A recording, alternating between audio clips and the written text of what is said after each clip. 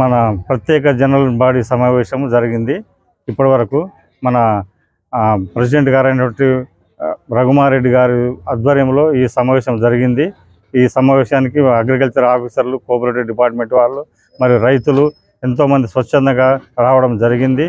అయితే ఈరోజు జరిగిన ముఖ్య ఉద్దేశం ఏంటంటే, రైతు బంధు మీద ఏమన్నా సలహాలు సూచనలు ఏమన్నా ఉంటే గవర్నమెంట్కి తెలియజేయవలసిందిగా మాకు ప్రత్యేకంగా సమావేశాలు జరపమని మాకు గవర్నమెంట్ ఆదేశించింది.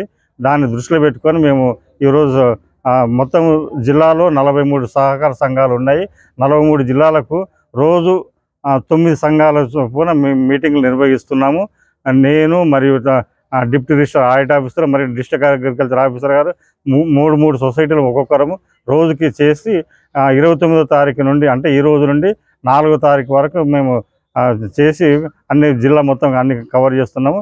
జిల్లాలో అందరి యొక్క రైతుల సమస్యలు అంటే సలహాలు సూచనలు రైతు బంధు మీద తీసుకొని గవర్నమెంట్కి పంపించబోతున్నాము. ఈరోజు ముఖ్యంగా ఈరోజు ఈ సంఘంలో 25 మంది రైతులు తమ యొక్క అమూల్యమైన సలహాలు అందజేయడం జరిగింది.